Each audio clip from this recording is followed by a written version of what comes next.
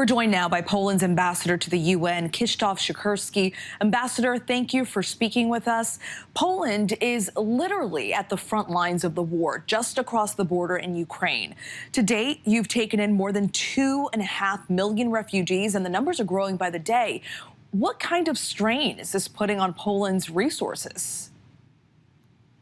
Thank you for having me. Of course, this is a very difficult moment and situation, especially for our neighbors and those who are fleeing Ukraine to find a shelter in the neighboring countries like Poland. But you have to know this, among these 2.5 million people, most of them are children and women and elderly. We gave them the full access to the Polish state system, both in the healthcare system and the education system. We treat them as a guests. We treat them as a guests, not as a refugees. And I'm sure they are so appreciative to have a neighboring country like Poland welcoming them in. Are you concerned about a second wave of refugees as more Ukrainians flee Russia's latest offensive in eastern Ukraine? This is the new tactics of the Russian aggression. They did not succeed militarily as they wished. So now they want to turn it into the bloody humanitarian catastrophe. So to make the Ukraine surrender.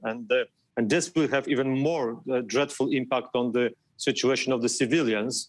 And we know that there can be new waves if this war continues like this, with this bombarding the civilians and bombarding and making these atrocities as we saw in the last days. Those 7 million internally displaced persons may try to find the shelter abroad, and that's Poland is the first address, of course. Yesterday, the EU ambassador to the U.S. told us he hopes most of the refugees will eventually be able to return to their homes in Ukraine. But are you prepared if a large percentage of refugees want to start a new life in Poland? You know, even before the war, we had more than 1 million Ukrainians living in Poland. So some of them already found their place in Poland. So of course, that would be a different situation. So far, our Ukrainian guests are in what we can call the wait-and-see mood. They came to us, some of them really with just one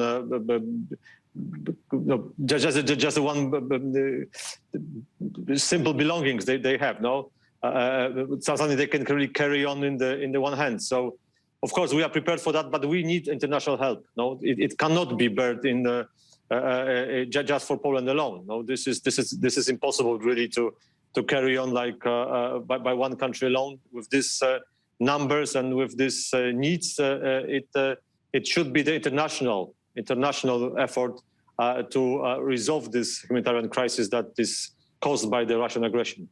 Like many around the world, we're all waiting to see what happens. And like all of Europe, this war and the sanctions on Russia are having a serious impact on your economy. What's the picture like in Poland right now?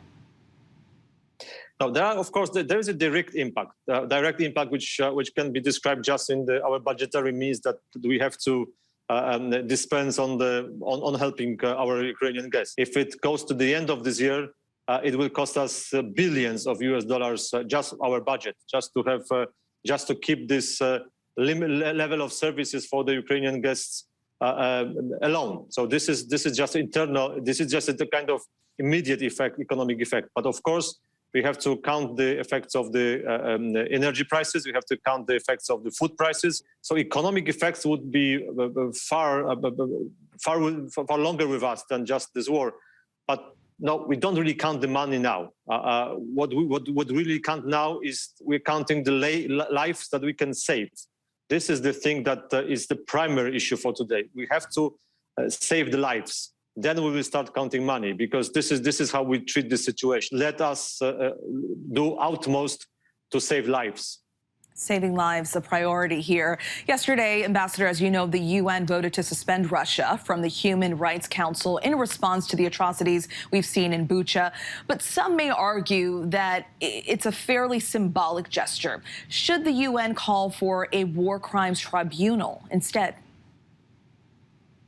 We got an investigation that has been started, and this investigation, at least as Poland sees it, should lead into accountability of those who perpetrated crimes during this aggression. And hopefully that step is a step closer to ending that situation there in Ukraine. Ambassador, thank you so much for your time and, of course, your country's efforts in supporting the Ukrainians heading into your country. Thank you so much.